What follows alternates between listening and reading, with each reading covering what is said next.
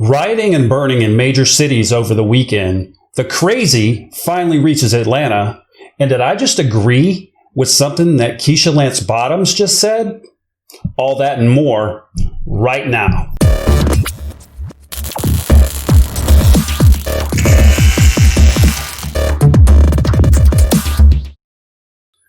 Why do we always have to start out with the world is crazy? Because the world has been crazy since 2020 hit. This is beyond the pale. I have no idea what is going on. Everything is gone nuts. Every major city, social media, Facebook, you can't even get families to agree on much right now. Well, we do all agree, though. We all agree that what happened to George Floyd is an absolute atrocity. That is one thing we agree on. What comes after that is what we don't agree on. But what are people protesting? I don't understand what's going on. All those cops already lost their pensions. They're already been fired, and they're in jail. They're horrible cops, and they're in jail. They are, and the big disagreement is because they've got a manslaughter charge, not a murder charge. So it is manslaughter, which is, third, and they think it should be murder in the second. Well, I mean, it can be whatever they want. They're in jail. So what are people protesting exactly? Because, everybody's saying that what happened to George Floyd is really, really bad. And, we need to hold people accountable. So if you know what people are protesting, put it in the comments below, because I am thoroughly confused. I mean, he's already in jail. Mm-hmm. So what do they want him to go to? Do they want him to go to a worser jail? I mean, I don't know. More jail? Do you want more jail? Is that a thing? I mean, it's all absurd. I'm confused watching some of the stuff in Atlanta. The other day, they were chanting at the police, "Do your job." It's the Atlanta police downtown. They're doing their job. They didn't. It was those 4 Minneapolis police officers. Right. So I don't quite get how that became a chant. I'm just maybe I'm old. I'm just kind of clueless. And they did their job. They arrested the people, and everything's done. I mean, there's going to be bad apples in any profession. Unfortunately. Any profession. But instead, the media is stoking it like, not only is this cop bad, the system's bad, America's bad, and everything needs to burn. Yes. It is absolutely ridiculous. We went from Orange Van bad to America bad. Right. Mm-hmm. And that is just not the way it is. Isn't it interesting how when something happens and it's like a left-wing person, they always say, well, no, that's not indicative of everybody, mm-hmm. In that group. Yes. Whenever it's somebody on the left, they, if it's like a Muslim blowing up stuff, or, a black guy does something bad or whatever, they say, oh, no, he's just a lone wolf. He's just a lone wolf. That doesn't mean all people, that doesn't mean all Muslims are bad. That doesn't mean all black people are bad. But as soon as it happens on the other side, not only are all cops bad, the system's bad, and America in general is bad. Yes. That is absolutely atrocious. And all these media activists, all these pundits, whatever, talking heads, whatever you want to call them, they're just stoking the flames. They're saying this is justified, and what else are they going to do? I mean, of course they're going to lash out like this. Where can that anger go? That is absolutely ridiculous. So it's just okay that you can destroy our city?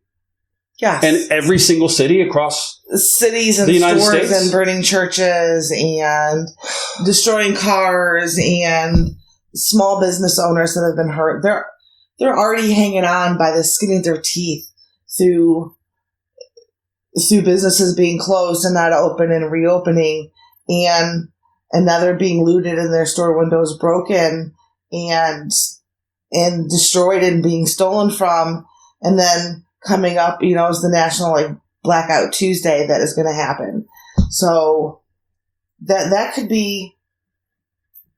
just completely tilt the balance for small business owners. That right there. Oh, and did you hear what the new lie that they were trying to perpetuate on Saturday? They were like, well, these are right-wing people that infiltrated the protest, and that's why everything is bad, because they got into the protest and they started the violence and all Yes. this other stuff. But of course, we know that's not true, because if that was true, then the media, all the media activists, all the housewives of CNN and all those people would be condemning the protest. Yes. But of course they're not. No. So that's how you know it's a left-wing protest, because we've seen a right-wing protest. We all saw everybody go to the Capitol of Michigan, and, all the people, that they go out and they protest, and they've got their guns on their shoulder, and they're standing there with their beards and their signs, and, and then the media says, look at these people. They have no regard for human life. They're just going to protest and kill everybody. And then, because they didn't have a mask on. Yeah. And that's in like one or two cities. Mm-hmm. And then when the left do it in every major city across the country, everything's okay. Everything's okay. I just find it amazing. And I'm not going to say that everybody that went to a protest had the intent of putting business on fire. That poor Mercedes, showroom floor that we saw in Oakland. In Oakland, that was just completely on fire and destroyed. I don't think that was everybody's intent. I do think the majority of the people came peacefully to say how they felt and in solidarity across the country. But can you tell me then how pallets of bricks got into the midst of these people and other weapons? There was a chainsaw at one of them. So I'm going to go protest peacefully how I feel, but I'm just going to bring my chainsaw just in case. That doesn't equate to me. There's somebody infiltrating somewhere, hyping up and perpetuating the violence that turns that protest into the looting and into the riot and into the mass destruction that went across our country this weekend. And it still perpetuates into small amounts. Yesterday in Atlanta, it was just supposed to be a peaceful prayer meeting, and somebody got out of control. I mean, it was put down quickly, but started throwing a water bottle. Right. And let me be clear. Protests and riots are two separate things. If you are a protester and you're protesting police brutality and everything is, peaceful and everyone's standing there next to each other with signs and showing their solidarities, that's a protest. That is protected under the First Amendment, and you have every single right to do that. This crap over the weekend, the breaking things and the looting and the rioting, that is not a protest. That is a riot. And those people are garbage. Those people that are taking away the livelihoods of the people in low-income areas and even not low-income areas, like you said, the Mercedes dealership in Oakland, those are not protests. Those are riots. And everybody in the media, MSNBC and CNN, even on Fox, they are trying to conflate these protests with riots. And they're saying all these people that are out burning everything and breaking things, they're just protesters. They're just protesters. And that is not true. The rioters are garbage, and they should not be there. The protesters, every single right in the world to protest peacefully, and I'm all for that. I mean, there were a lot of examples of how that could be done right. Oh, so many. We've got picture after picture of protests in different cities, and I'll put them on here. And speaking of the media being, well, a lot of people say disingenuous. A lot of the talking heads say, well, the media is just being disingenuous. I'm not going to say the media is being disingenuous. I'm going to say the media is lying. Watch this video of this MSNBC pundit talking about how the protests are mostly peaceful. I want to be clear in how I characterize this. This is mostly a protest. It is not, generally speaking, unruly. But fires have been started, and there's a crowd that. So, according to that guy, the protests are mostly peaceful. So, yeah, everything is mostly peaceful. Everything out here is pretty good. I mean, other than that big ass fire behind me and a few people bleeding about their eyes and face, we're good. Yeah, a few Absolutely buildings on ridiculous. fire, windows missing. Yeah, absolutely ridiculous. Oh, and did you see the video of the people who stole the Tesla and drove it through the mall in Buckhead? did not see that one. Was that a protest? No. This is so crazy. Look, I've got another video. This, I can't remember where this is, but it's in Atlanta, and everybody's together. Everybody's holding their fists up. It is damn near poetic. Wasn't that one in Piedmont Park? I don't know. Watch this. Okay.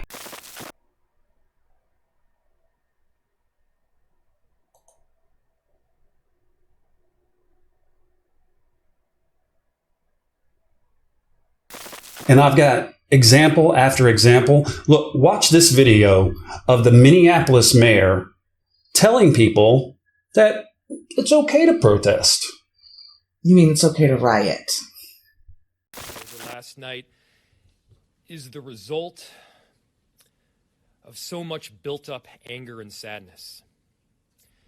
Anger and sadness that has been ingrained in our Black community, not just because of 5 minutes of horror, but 400 years. If you're feeling that sadness and that anger, it's not only understandable, it's right. It's a reflection of the truth that our Black community has lived. While not from lived experience, that sadness must also be understood by our non-Black communities. To ignore it, to toss it out, would be to ignore the values we all claim to have, that are all the more important during a time of crisis. So did you hear what he said? He said, so basically he said, you hear me, bigot? If you don't see what these people are going through, you're just a horrible person. Of course they have every right to break stuff and tear up our city. They're just entitled to do that because, slavery and stuff. What in the world? There is no excuse for these riots. Not slavery, not anything. No. There is no excuse for this. And he didn't even condemn them for rioting or being violent or tearing up half the city. Minneapolis, 25% of Minneapolis is destroyed. Yes. Destroyed. Every single food source, grocery store, everything I can't remember what area of Minneapolis, but it's where all the rioting was. And they said every single Target, every single Cub Foods, dollar store, CVS, everything's destroyed. Office Max. I heard there's one Cub Foods still on the north side. And if they destroy that, then they're not going to have anywhere to buy groceries anywhere in town.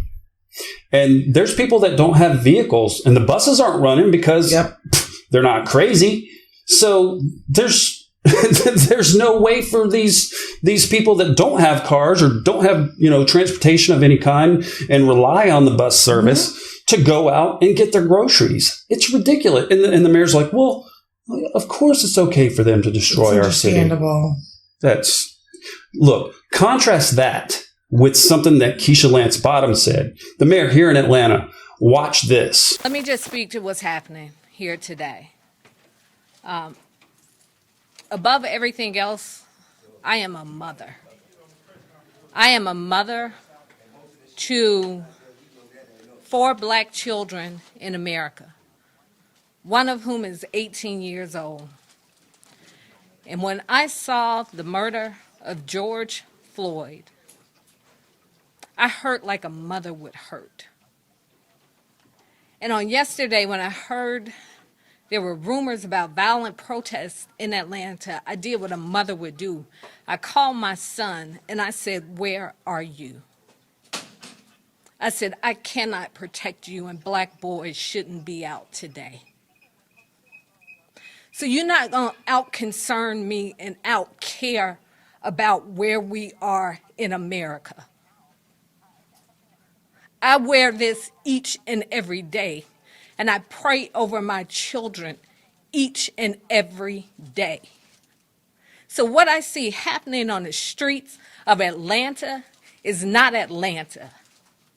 This is not a protest. This is not in the spirit of Martin Luther King Jr. This is chaos. A protest has purpose.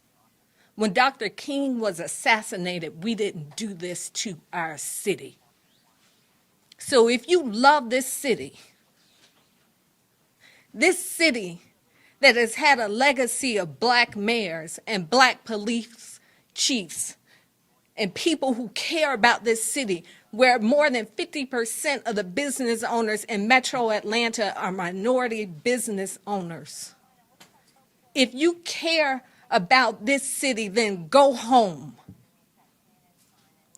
and pray that somebody like Reverend Beasley will come and talk to you and give you some instructions on what a protest should look like and how you effectuate change in America.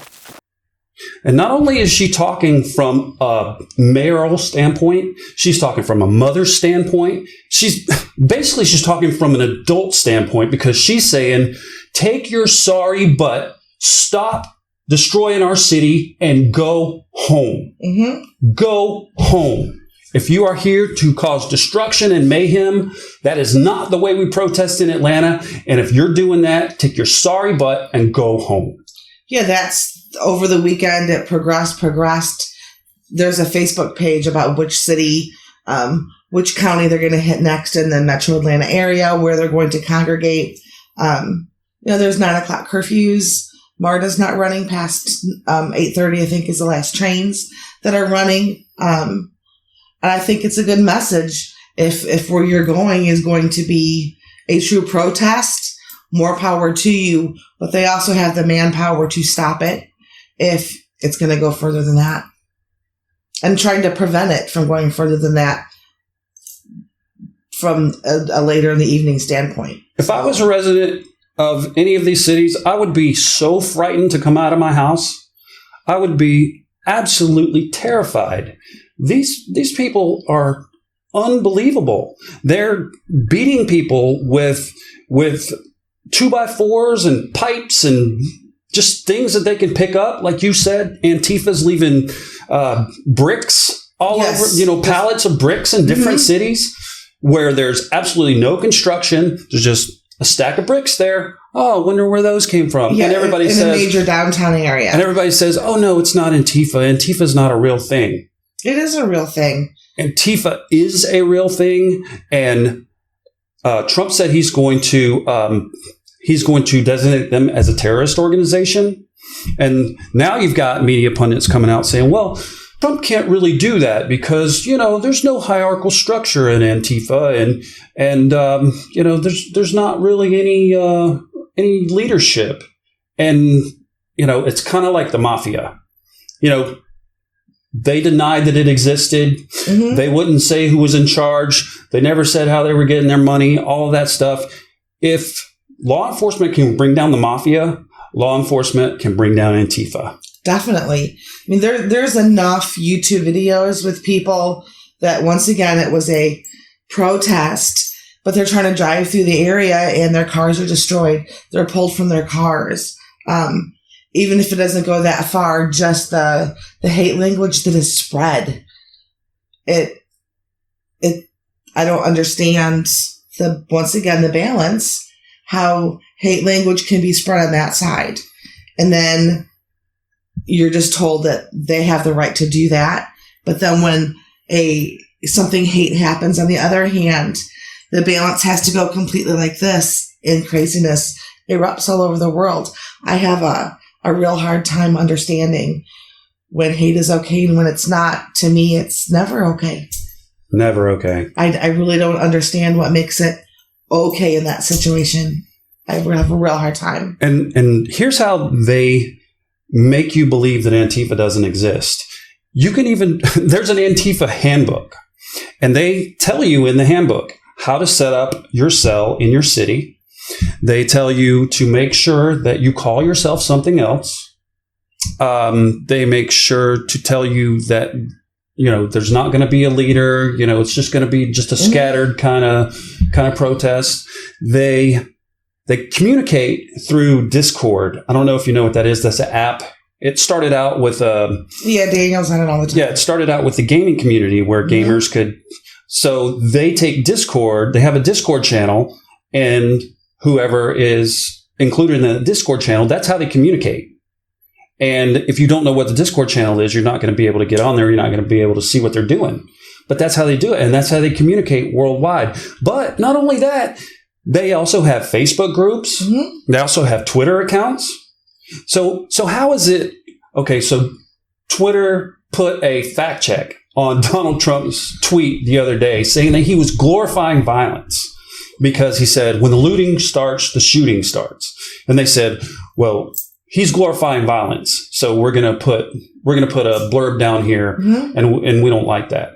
But Antifa has entire pages and pages of people glorifying violence, saying, go out and break stuff. Go out and destroy, because that's the only way they're going to hear us. It is true, and a lot of people have been saying this, it is true that in the 60s, Martin Luther King said, riots are the voice of the unheard. Yes. That may have been true in the 60s, but it's not true in 2020. Because right now, there are so many ways for you can get your voice heard as far as social media and YouTube channels. And hey, if you're a leftist, you can just go on the news because the news will just put it out there anyway. If you're rioting, that is not the voice of the unheard. No. That is the voice of a coward that is too scared to stand up and say what they believe in, because not only are they unheard, the reason they're unheard is because they don't have an argument. These people have absolutely nothing to offer except for violence, mayhem, and destruction. And I am so tired of this. And I'm so tired of the media running cover for them and saying, well, they're anti-fascists. It's in the name. Right. They're anti-fascists that beat people within an inch of their lives and say they're doing it in the name of anti-fascism. Yes. That is ridiculous. So you know what? North Korea is called the People's Republic of North Korea. If you believe North Korea is the People's Republic because it's in the name, you're an idiot. That is not how that works. No, it's not. That is not how that works. And CNN and MSNBC and New York Times and Washington Post and all these people running interference is ridiculous. Even Killer Mike, also another Atlanta resident, said CNN is a good thing. He loves what Ted Turner did 40 years ago, but CNN are stoking these fires. They are causing division, and they are stoking the hatred in this country. And they need to stop doing that and give us hope instead of giving us despair. Yes. So I have a hard time understanding with stoking the fire when and why. Who decided that was a good idea again? It started a long time ago with them giving Donald Trump negative media coverage. And I said this in January of 2017. I said, with them coming on, telling people that Trump is horrible, mean, and racist, and orange man bad, and all this crap they say 24/7, 365 days a year, that is going to be dangerous, because that is going to make people really upset. And the violent people, the crazy people, are going to take action. And it did take them 3.5 years to do it, but I was absolutely right. And it started when Madonna was at the Women's March in 2017, and she said, "I've thought a lot about blowing up the White House." That's what she said. Mm-hmm. And nobody had any problem with that. Nobody had any problem with that because they don't like President Trump. And every single time they talk about him in the media, they twist his words and they make you think that he's a horrible person. Just like when they said, they're saying that he said, when the looting starts, the shooting starts. They're saying that's a dog whistle for the National Guard and the police to just go ahead and start shooting the rioters. And that's not what he meant at all. No. This is not what he meant at all. He meant that people are going to guard their business. And if you come in and you try to loot their business and they happen to be armed, you will probably get shot. Which, that's just common sense. Yes. I mean, I don't have a gun, but if you come in my house and I had a gun and you tried to loot my house, you would get shot. Mm-hmm. No questions asked. Like I said, I don't have a gun, but that makes complete and total sense. Complete and total sense. And they did the same thing with that BS about him saying, oh, well, there's good people on both sides. And they have perpetuated that lie for years and years and years, ever since Charlottesville. And they always bring that up. Well, he said there were good people on both sides. He did say there were good people on both sides, but a paragraph later in that speech, he said he completely condemned the neo-Nazis and the white supremacists. Mm-hmm. And nobody ever talks about that. No. They just say he said there were good people on both sides. If I can find the video, I'll put it up here. Okay, so I did find it, and just to give you guys some context, in 2017, Charlottesville happened, and of course, everybody knows what happened in Charlottesville. It was a Unite the Right rally, and Antifa showed up. Mayhem ensued. A young girl named Heather Heyer tragically lost her life, and that was August 12th. So on August 12th, President Trump did say a little blurb about what happened in Charlottesville, but on August 14th, he actually came out and he mentioned it in an address that he gave at the White House. And I'm going to play that. And then after that, I'll play the famous "There was good people on both sides" speech. So here's Monday. We will be discussing economic issues in greater detail later this afternoon. But based on the events that took place over the weekend in Charlottesville, Virginia, I would like to provide the nation with an update on the ongoing federal response to the horrific attack and violence that was witnessed by everyone. I just met with FBI Director Christopher Wray and Attorney General Jeff Sessions. The Department of Justice has opened a civil rights investigation into the deadly car attack that killed one innocent American and wounded 20 others. To anyone who acted criminally in this weekend's racist violence, you will be held fully accountable. Justice will be delivered.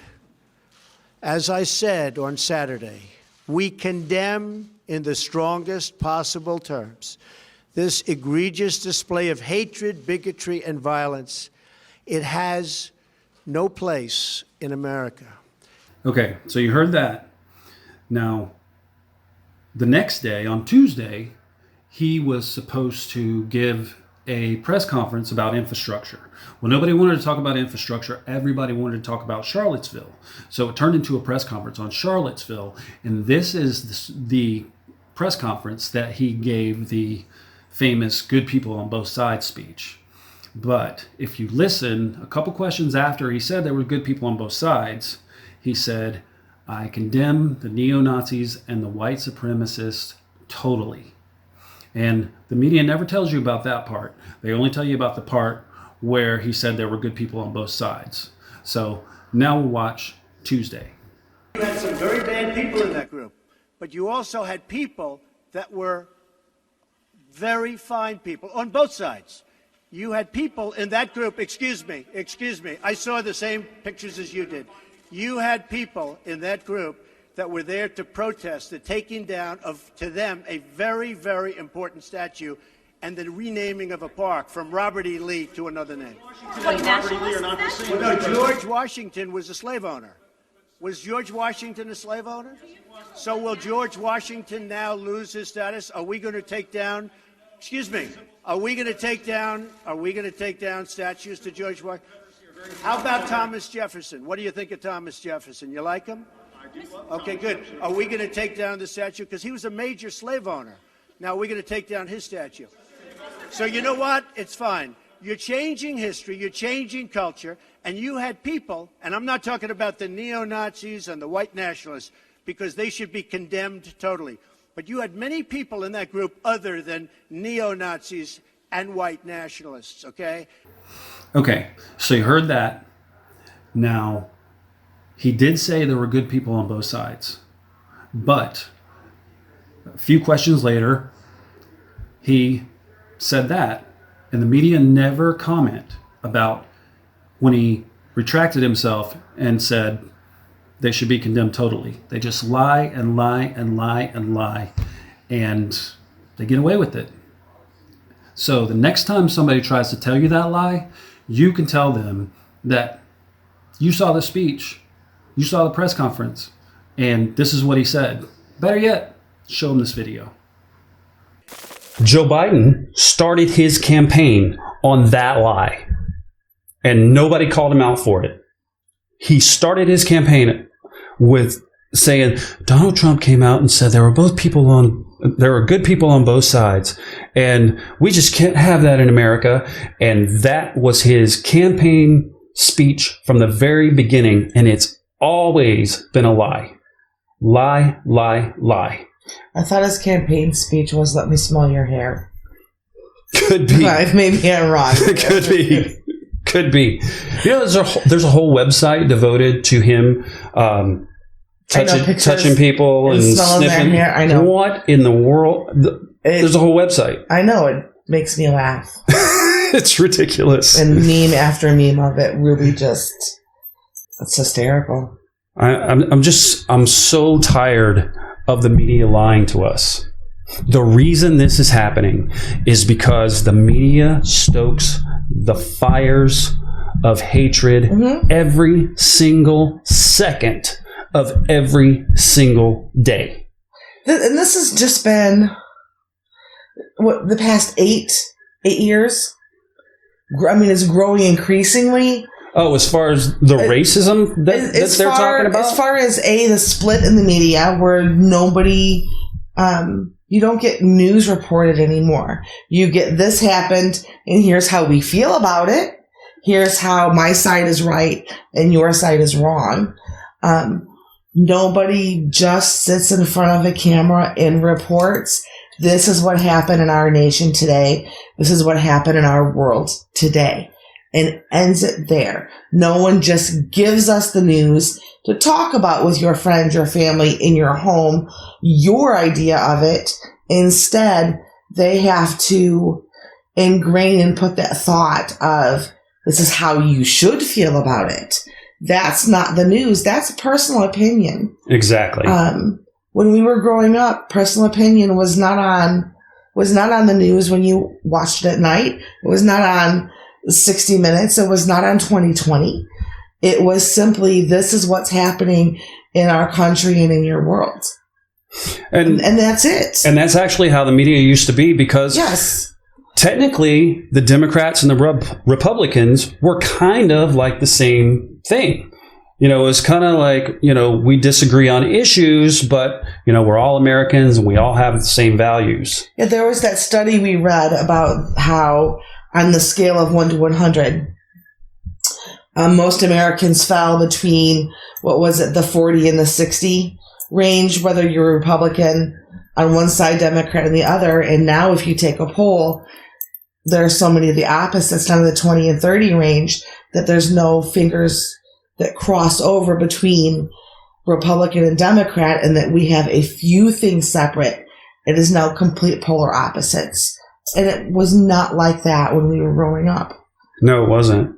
I don't really know where all this racism came from, because I'm 51 this year, and Bite your tongue. We're 25. all my life, there's never been a problem with racism. Never. I mean, I think I've met one overtly racist person in my entire life, and I completely distanced myself from him as soon as he started talking that nonsense that he was talking. And it was a guy that was training me for one of my many jobs. And I just told him, I said, dude, it's 2009. People don't talk like that anymore. He was like, well, they talk like that where I'm from. I'm like, you know what? You can train me today, but after this, we're done. I don't want to be your friend. I don't want to be associated with you at all. And I said, I'm not gonna report you to the supervisor, but I don't want to have anything to do with you. And then he was all like, oh man, no, it's cool. I mean, I was just seeing how you felt about stuff. I'm like, I'll tell you how I feel about stuff. Not a racist bone in my body. I've always had black friends from the time I was born. I was raised with a big mama. My best friend when I was small, he was black, and my business partner was black when I was in my 30s. I had friends in high school that were black. In the 80s, we used to run around and we used to listen to the Boogie Boys and LL Cool J. I used to have people over to my house, black friends over to my house, and we would practice breakdancing in 1983.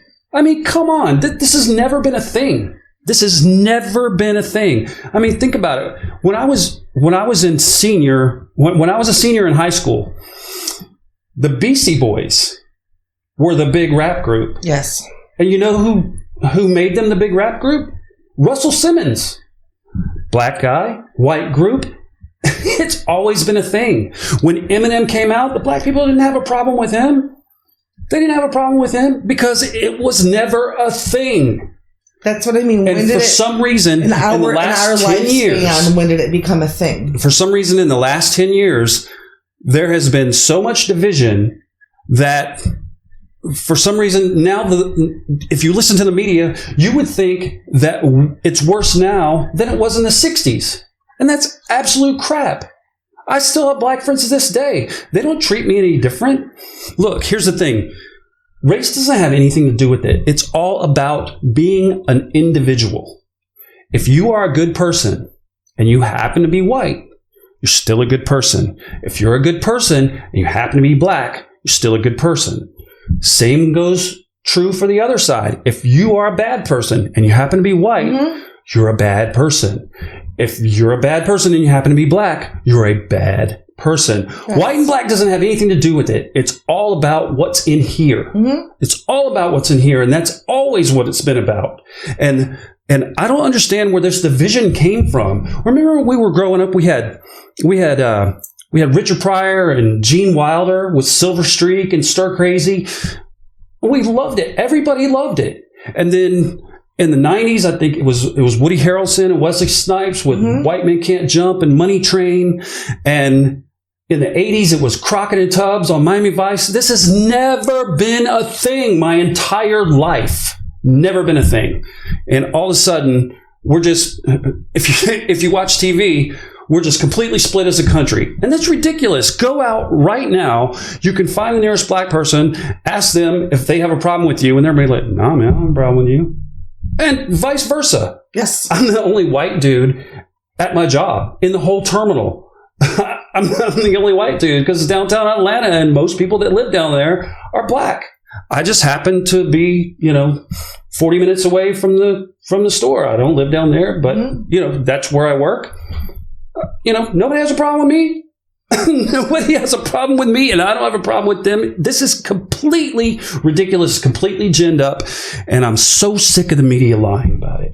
Yeah, I think if it were not in the media, it's 98% of America that's not an issue until something is brought up and it's made a point. Absolutely. Look, let's do this. I tell you what, put in the comments your favorite black and white pair, and let's see how people think about this, because this has so never been a thing. I mean, I remember when we were watching Jeffersons and Good Times and Sanford and Son, and we watched it daily. It wasn't about being black or white. It was just funny. It was on TV, and that's what we watched. Didn't have anything to do with race. No. Didn't have anything to do with it. And these people that are rioting and destroying our cities, you know what? Let me tell you something. Come here. Let me tell you something. To all of my leftist friends, listeners, whoever is within the sound of my voice, I know it's only like 2 or 3, but I want you to hear this because I'm trying to help you. All of this destruction and all of this mayhem needs to stop, because the only thing that we can do if we don't de-escalate is escalate.